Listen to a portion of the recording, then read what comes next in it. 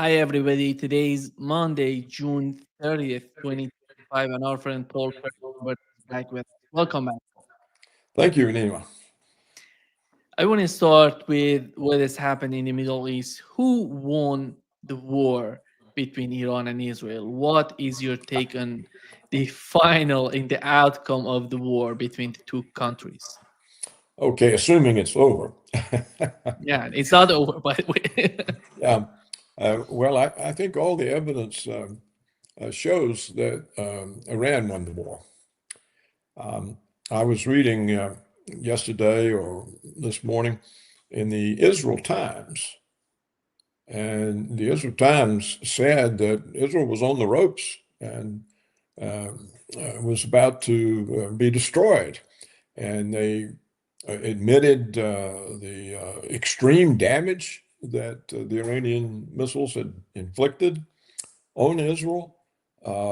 Huge numbers of people hospitalized, all kinds of buildings and research facilities destroyed. So the Israel Times said that more or less that Israel was on the ropes.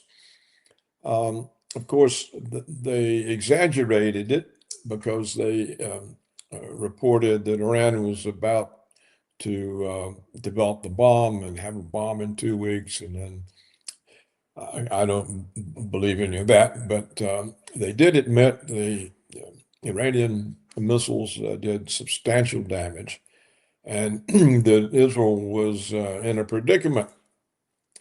So that fits the reports that I have seen. Of course, we know all these reports are are nebulous because we don't know how good any information is anybody has, and the reports are really people who are interested to know what's going on and don't believe the official narratives, and so they are adding their interpretation to the information they get. And no one knows how good that information is. And of course, there are not very many of these people. Indeed, you have almost all of them on your program. You know, there's Dr. Rowe and Helmer, and there's me. There's Scott Ritter. There are the two colonels. There's not a whole lot of people who are giving interpretations different from the official narratives. And the official narratives are largely propaganda. Each side is presenting, its um, agenda, its propaganda on the issue. So the information being spread, but with the Israel Times admitting that they were having far more troubles than they expected. So I think what happened was that now you got Trump to call it off, and Trump very quickly announced a ceasefire. And it looks like he announced it before he told the Iranians. So why did the Iranians agree? I mean, why didn't they just go ahead and finish Israel off? Well, I don't know the answer. Maybe they got a threat from Trump. Maybe they were fearful, as we've talked before. The real constraint on the Iranian military is if it inflicts a real victory on the United States or Israel, it's faced with the use of nukes against Iran. And this is a constraint on them. So even though they might win the conventional confrontation, it doesn't do them any good if if the next round is nukes. So I think Iran is always prepared to back off. Um, they want to survive and stand up for themselves, but they don't. I don't think they want to risk such success that it upsets Washington or Tel Aviv too much to be born, and out come the nukes. So what happens next? We don't really we know no we don't have a good uh, view of it. Some of the people are saying, "Oh well, Iran made another mistake, and this is just time for the U.S. to supply more weapons to Israel." and so on, but we don't really know, you know. I have entertained seriously Dr. Rowe's view that Trump's theater, his his show of bombing the nuclear facilities, that what this really was a way to take away Netanyahu's excuse for war. Because if there are no nuclear facilities and there's not going to be a bomb, and that's the excuse for Netanyahu, and that what Trump really wants to do is, and this also comes from Professor Trusodowski at Global Research, that what Trump really wants to do is to create an American neo-colonial empire in the Middle East in lieu of a greater Israel. And that Trump's announcement that Gaza was an American possession as would be the anchor of a development that Trump has in his mind, would pull in Saudi Arabia as partners and even Iran as partners, and of course Israel as partners. And so if Dr. Rowe and Chustodowski's insights, if there's anything to those, then you would see a shared profit-making operation, not an extractive one like the old colonial empires, where the colony pulls out all the resources, but one that is all shared, and there are good business plans, and so making money would replace the warfare. Well, that fits the way Trump's mind works. It fits a pattern, and there could be something to that. Now, whether it can ever come off, well, we don't know. You know, there's so many people out there now determined to prove that Trump didn't destroy any nuclear facilities, and that Iran still has them and is still making the bomb. And if they undercut what could be Trump's plan by insisting that nothing was destroyed, then they resurrect the excuse Netanyahu has for continuing the war. And given the extraordinary leverage the Israel lobby has over everything in the United States, and certainly the government, we could see this whole thing renew, and that war continues, and that the notion of somehow creating a Middle East development zone where all kinds of Western resources and know-how pour in, and organization, and that it's not extractive, but it's mutually shared. That would be a good thing. It'd be terrible if something like that is in Trump's mind. Then everybody that's insisting that Iran suffered no damage and so on undercut that by this kind of insistence. I don't know what's gained by it. I don't know what is gained. Maybe they get the war to continue so they can continue to pontificate about the war. So that said, that's all I know. I have no idea what's going to happen. The Russians stood aside, and now I see the English language Russian media like RT. They're publishing articles by Russian foreign affairs analysts saying that there was nothing in the mutual treatment Russia has with Iran about military aid and so on and so on. They're making excuses for Putin standing aside. Now, John Hilmer says, according to The Secret, protocols in that treaty, there are military, but I don't know how he knows, don't know who he's relying on, what kind of information coming to him from Russia. I mean, he has sources. He's been reporting from there for years and years. Of course, Some years ago, he got run out of Russia, but he still has sources. He has an office there, an assistant there in Moscow, and but I have no idea how good the information is, or whether the sources now use him to spread their take on things. It's just hard to know. Um, the Western world no longer has a media. That's your role, for example. And so information is just so difficult to come by compared to what it was, say, back in the Reagan administration. We had a biased liberal press, but we still could get reliable information, at least sometimes.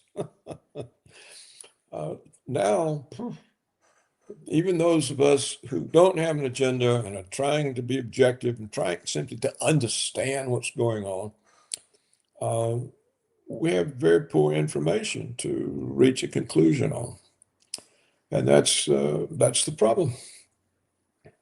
The hypocrisy, Paul, on the part of the mainstream media, mostly supporting Democrats. Before Donald Trump attacking, and since Donald Trump, we've learned that Donald Trump attacked Iran, they said they were attacking Donald Trump. He attacked, he's going to start a new war in the Middle East, all of that. When Donald Trump said, I'm done with the war, I destroyed everything, obliterated everything, I'm back, and it's done on my part. And then they came out and criticizing Donald Trump that you did nothing in Iran.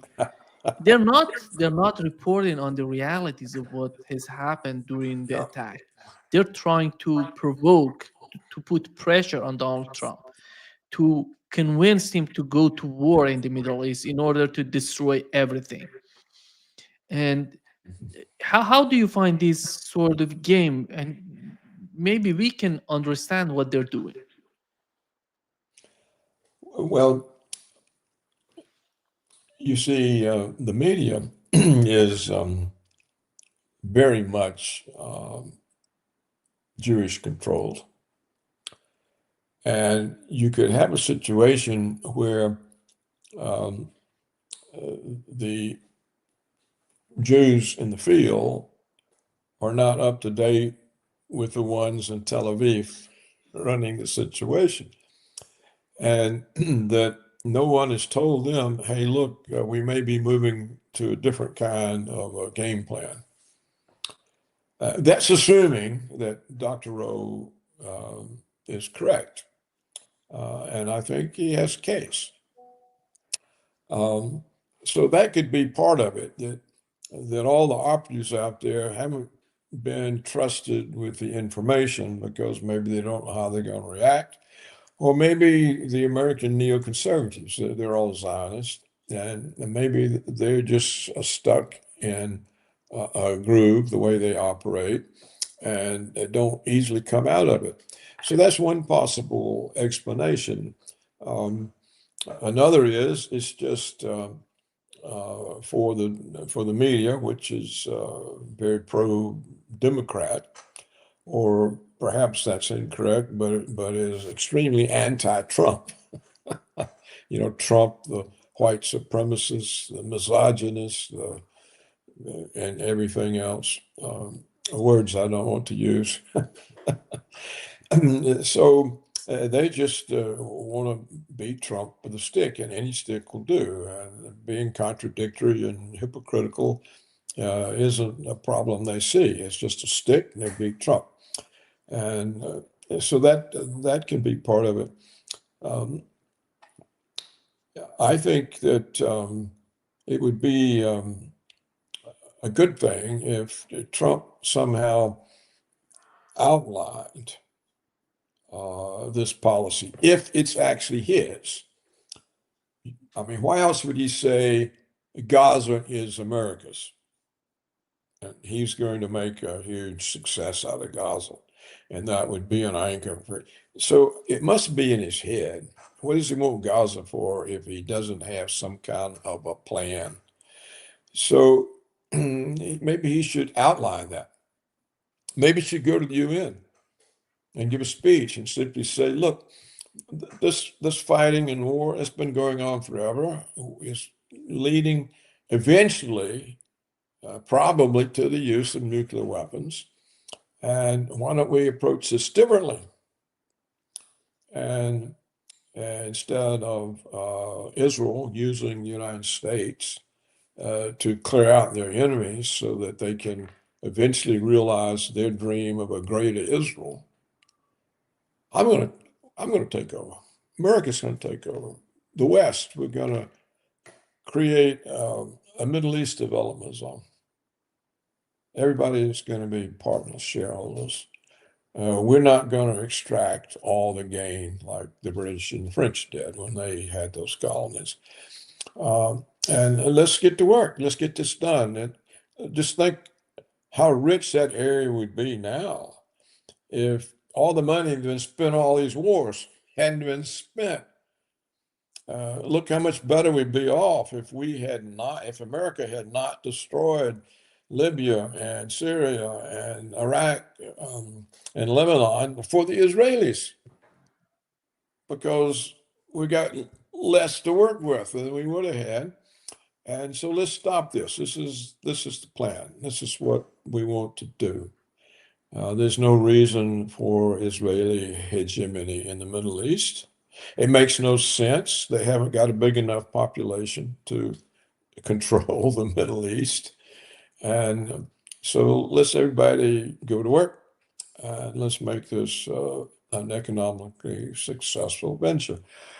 Well, that fits Trump's mentality and fits the way he's been talking, you know. I think he's possibly already approached the Saudis in this way. He should spell this out to the Iranians. It's very difficult for the Iranians to trust Americans after all that we've done, or for that matter, for any real Muslim to trust the United States. It's just very difficult. But if he took that approach, and it may succeed and stop this. You see, you can't have all of these antagonisms and nuclear weapons,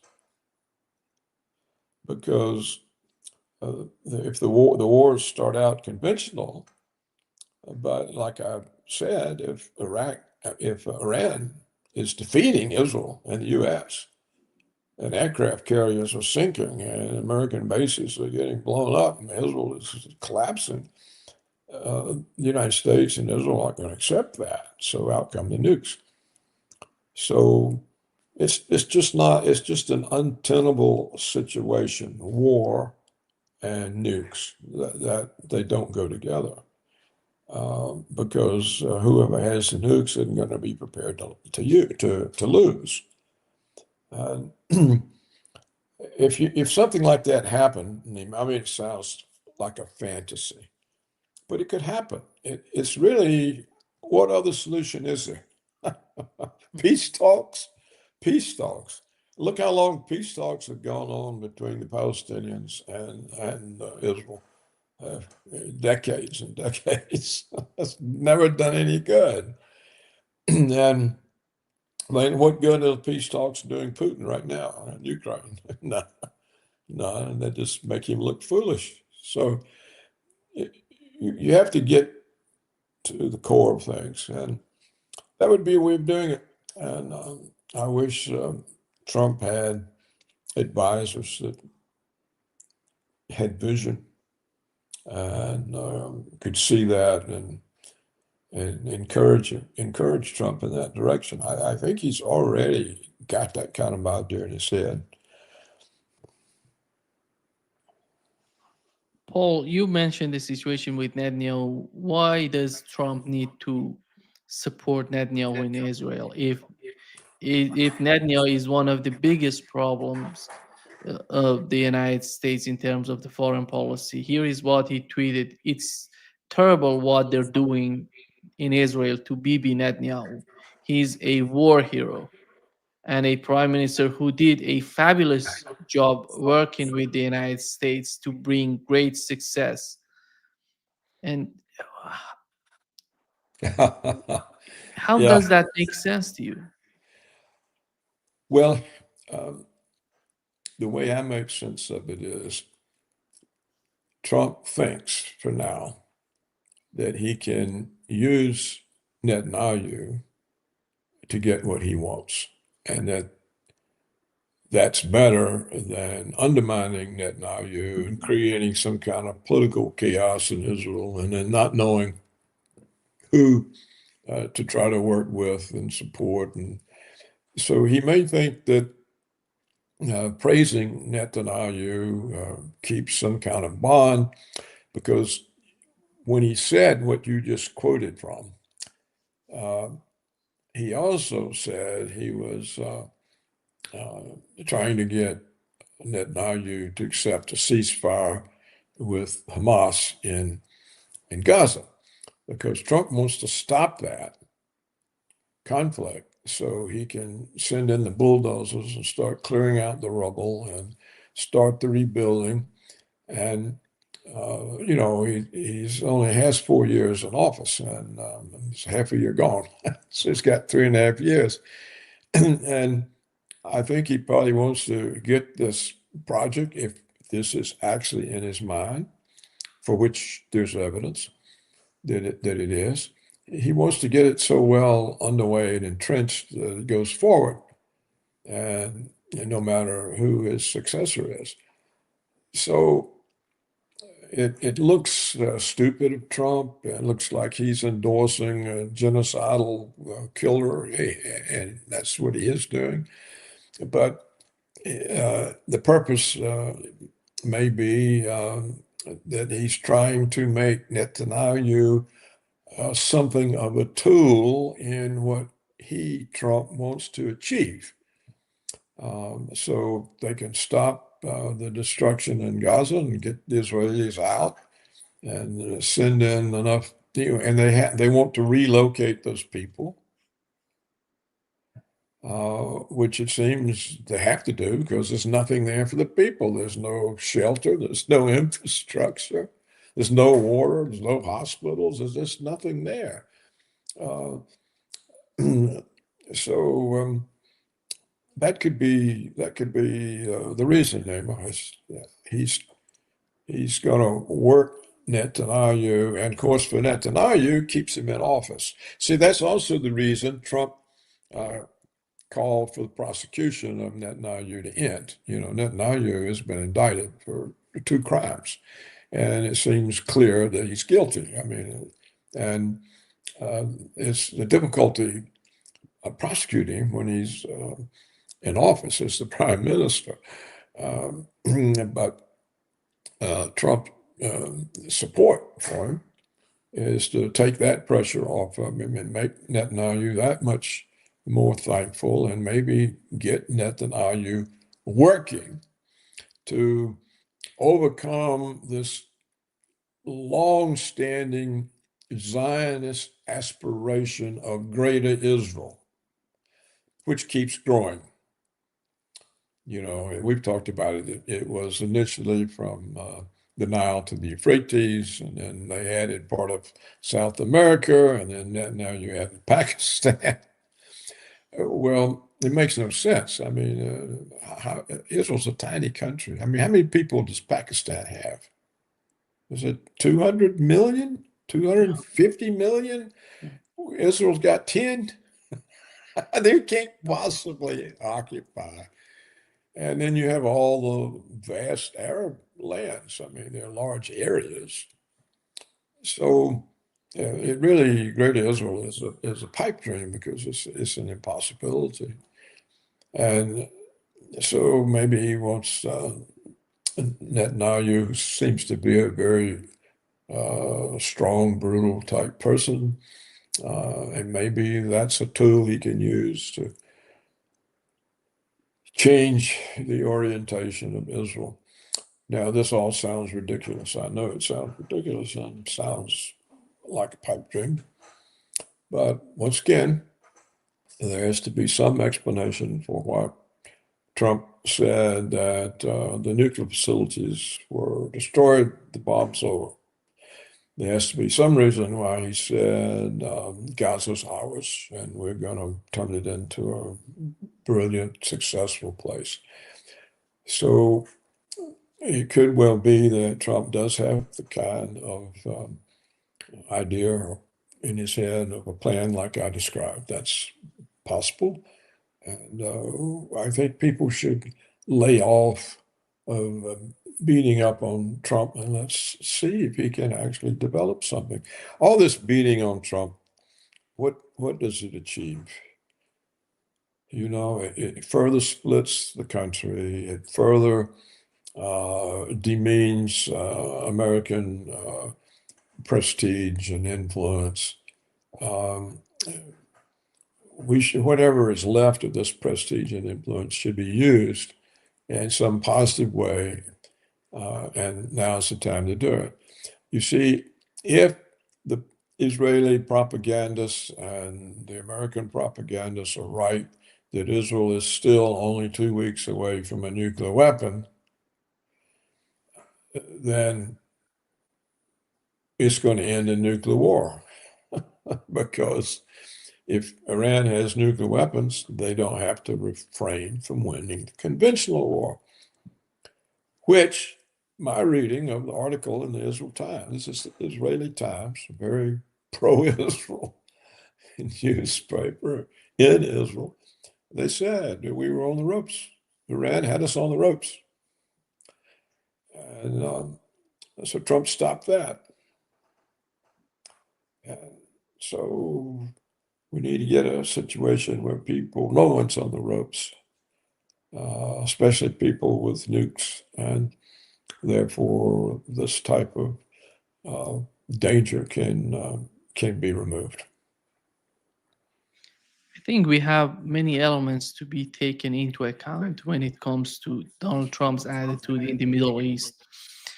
When he came to power, if you remember, Netanyahu and the foreign policy of Israel was somehow saying to Donald Trump that we have obliterated, we have destroyed everything in Iran. Just need to go there and just to end it, just to put an end to the regime, to the government in Iran.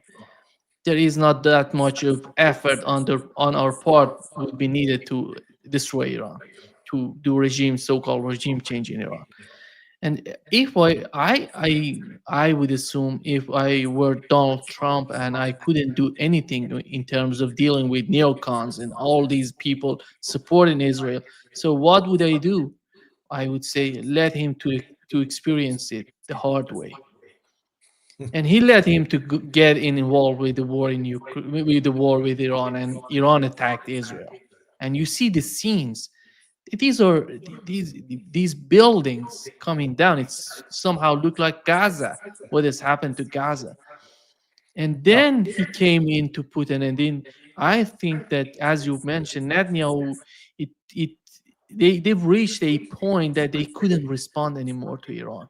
And the continuation was the total devastation of Israel. That's why Donald Trump came in and put an end to the conflict.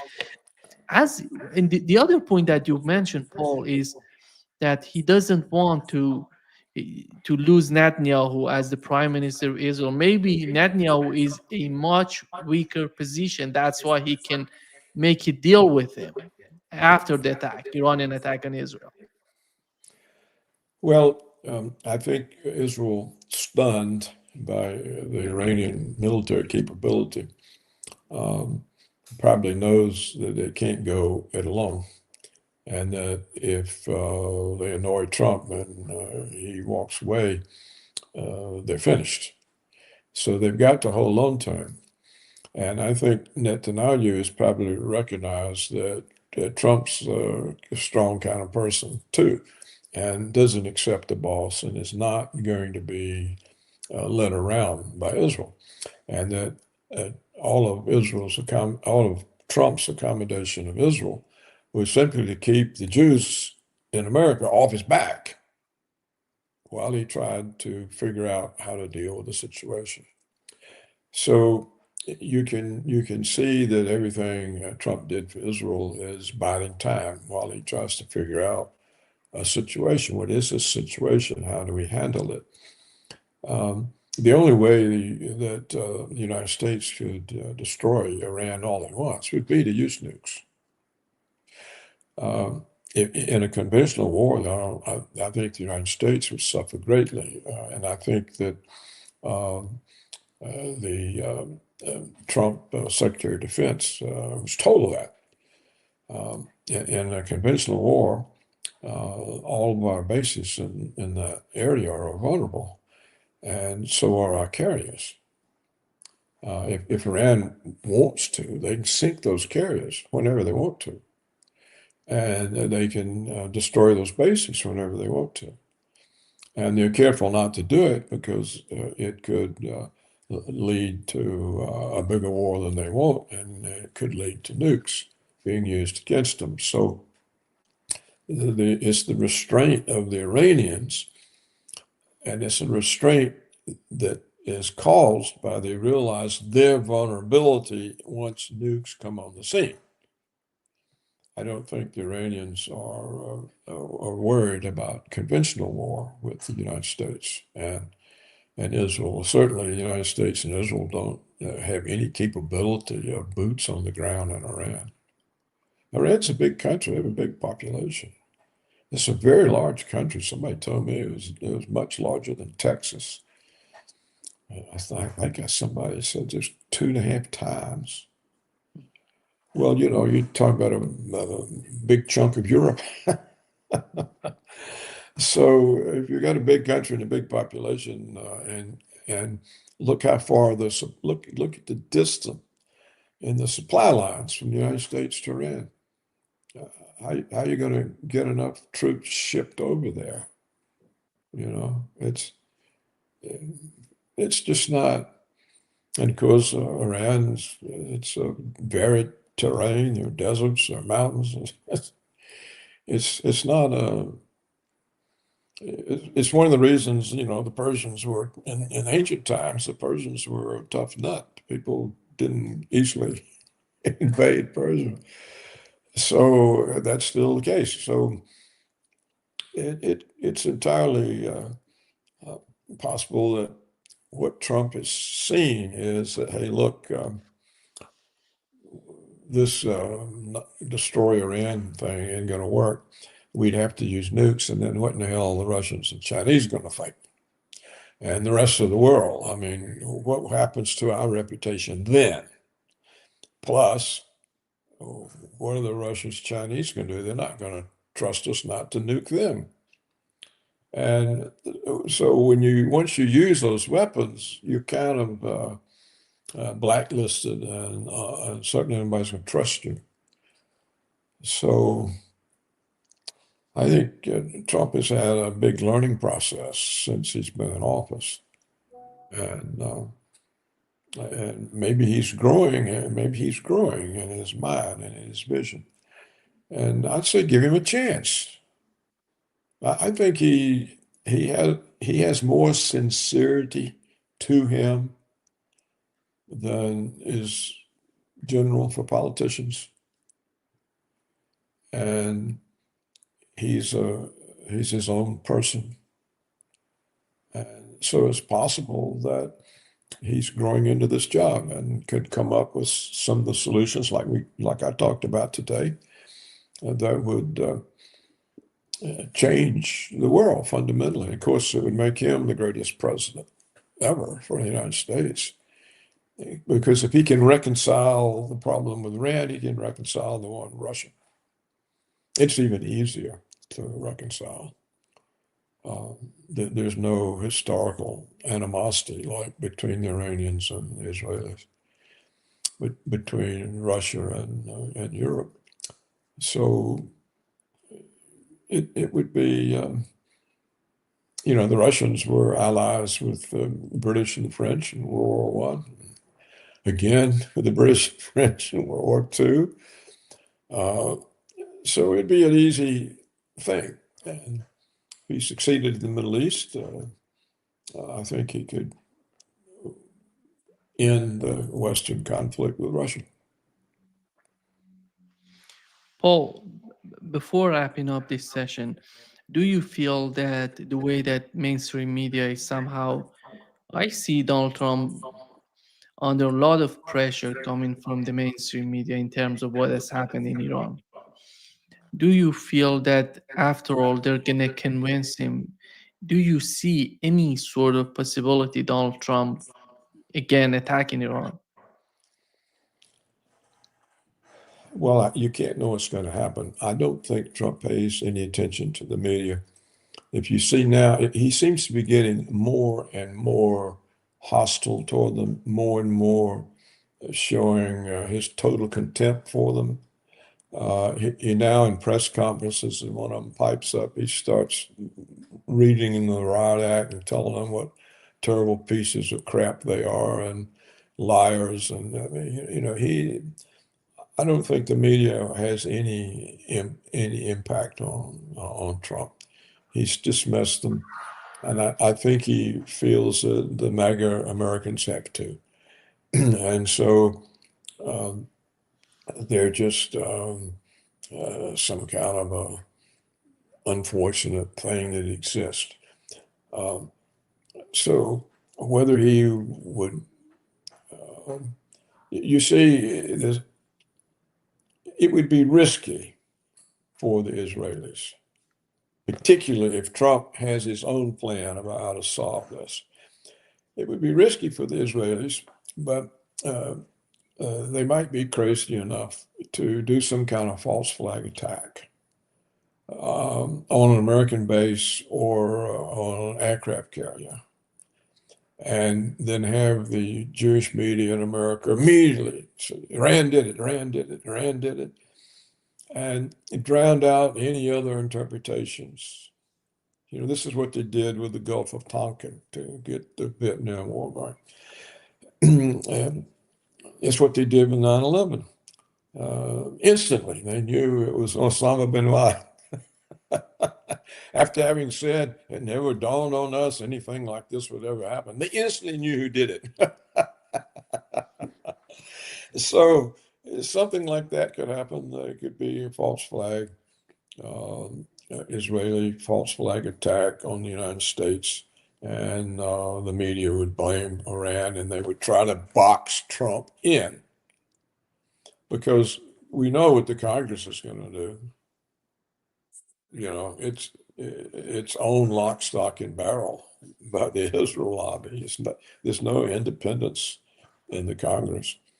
So you could, they could be saying they're going to impeach Trump if he doesn't attack Iran. That we can't suffer this kind of humiliation and blah blah blah blah. So that's a possibility, but we can't anticipate, Nima, how stupid people are going to be. I mean, people throughout history have done the most incredible stupid things. And whoever that fool was that green lighted the attack on the Russian strategic triad, we still don't know who that is. Yeah. And nobody's even trying to find out.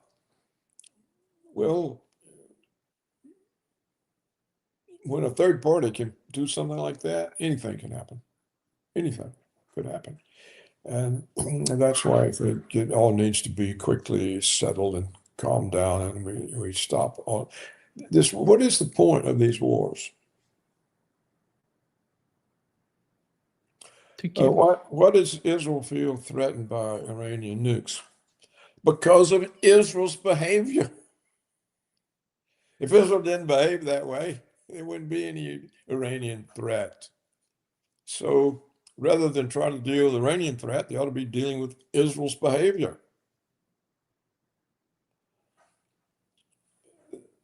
I don't know. Let's just hope Trump has a vision and that he's a strong enough man not to bend to others the way American presidents do. And maybe this can be worked out. And to repeat myself from earlier in this conversation, it would really help if he took this plan to the UN and addressed the General Assembly and said this is his vision for the Middle East, and that the whole world should support this because there's opportunities for everybody, and just tally up the trillions of dollars that's been wasted and the lives and the infrastructure destroyed and buildings and historic monuments and um, just say, what do we get out of all this? What have we got? What's anybody got out of it other than profits for the military security complex? No one's got anything out of it. What's the advantage? What have the Israelis got out of it? You know, if anything now, the world hates them.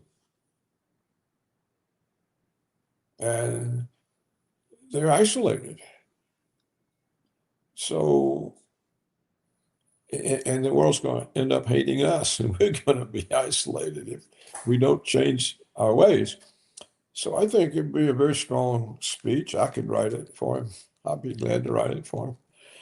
And I think it would change the world.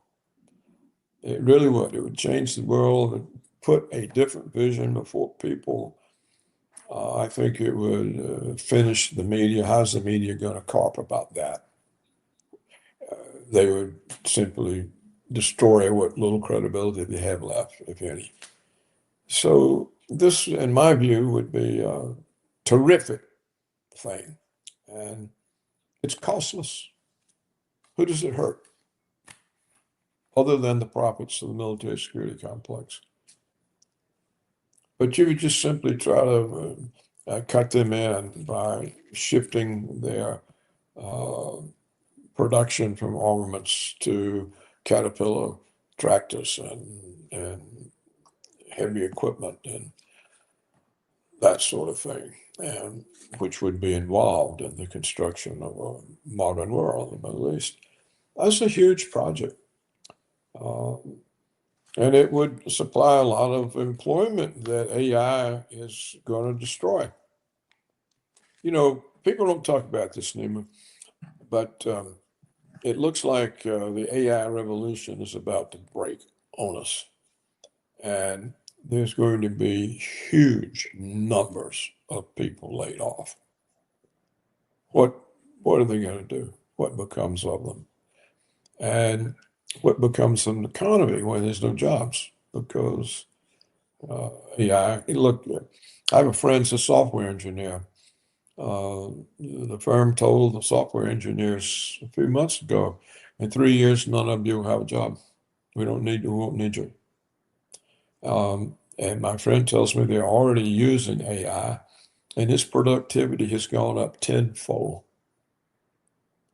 So clearly, all they need is 2 or 3 software engineers to ride herd on the AI, to program it. To, the AI, it doesn't think. It can run through data, it can assess and analyze so much faster. So this is something that, if you're having to physically reconstruct an area as big as the Middle East, that's going to give a lot of employment, give a lot of stability while they figure out how they're going to survive AI.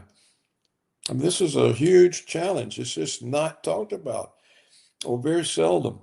Uh, Maybe 6 months ago, I saw Bloomberg News. They pointed out the 10 or 20 large cities in the U.S. and the United States that were going to be severely impacted by AI in the next few years. And these cities are going to lose like 40% of their jobs. Well, how does a city cope with that? Where the resources come from to run the city, the tax base? You've lost 40% of it right there. What happens to those people? They can't pay their mortgages, the car payments, the credit card bills. What happens to the mortgage companies? The people who lent them the auto loans, the credit card companies. I mean, and there's no attention to this. Everybody's focused on Iran and Russia and Ukraine, and it's just a form of mindlessness. And Trump ought to bring that out in his speech at the UN. He say, if we're worrying about the wrong problems when we're faced with AI wiping out just endless numbers of jobs. And of course, the free market libertarians, they all get confused. They think this is just an old-fashioned technological change and people get new jobs. Well, according to all the experts, there are hardly any people qualified to do the kinds of jobs that will remain. And certainly not recent American graduates. They don't learn anything. So how are they going to be qualified to preside over the operations of AI? So anyhow, that's sort of off key, you might think, but it does fit in. We could be lost in Iranian catastrophes and Ukrainian catastrophes and overlook the catastrophe that's sitting there. All this employment that's going to be gone, and what happens to people, and what happens to the cities dependent on the tax revenues, and what happens to the companies that are holding their debts. And we probably, at some point start exploring those issues.